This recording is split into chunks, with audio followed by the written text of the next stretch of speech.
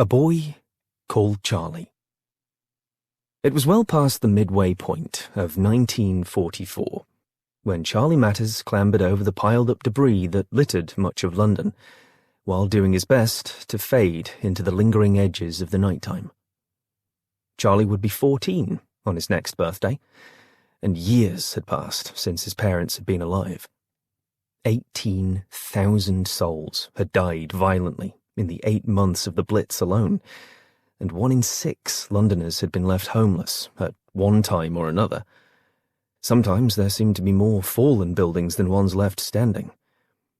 A person could easily become desensitized to such profound loss. Yet, while the war years had tried their best to rob him of it, Charlie was still resolutely in possession of a heart.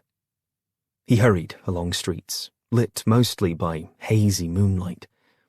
The blackouts were still in full effect, and the electricity that was permitted was reliably unreliable.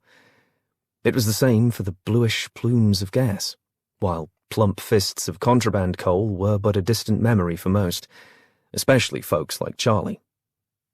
They were all still steeped in the hostilities that had engulfed the world, and struck particularly fiercely at the city of Charlie's birth. Yet he didn't mind the darkness. It was actually an aid to him right now.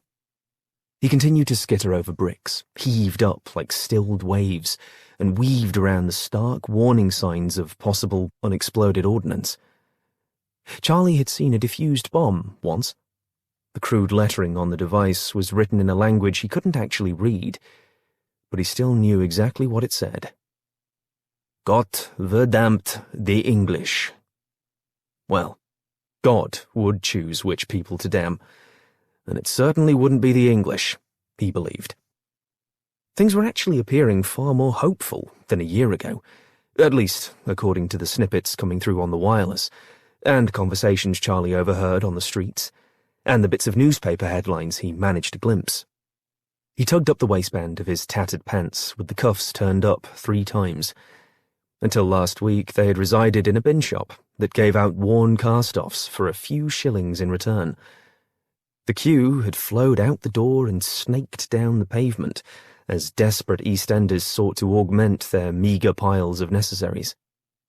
His grandmother, her ration book allotment for clothing nearly exhausted, had dutifully waited for hours on tiring pavement to get her grandson a proper pair of trousers that he could at least grow into over the next year or so. At the bottoms of Charlie's long, knock-kneed legs were shoes that were too small and caused him to step gingerly, even in haste, which was often how he was compelled to move.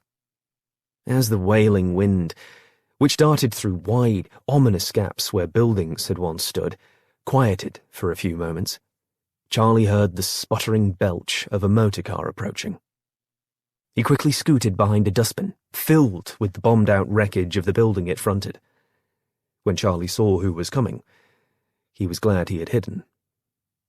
The pair of bleary-eyed constables puttered by in their rickety Morris. They were looking for people like Charlie, people up to no good, with the West End's accusatory finger pointed doggedly toward the likes of Bethnal Green, Stepney, and Eastham.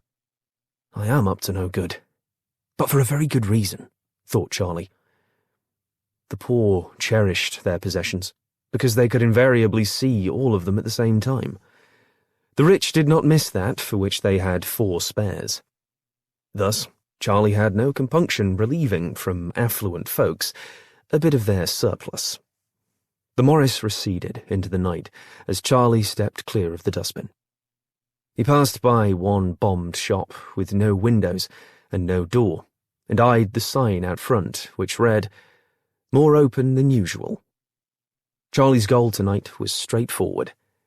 Shoes. Footwear for boys his age were in unusually short supply in London, but for those with enough money, they could be had.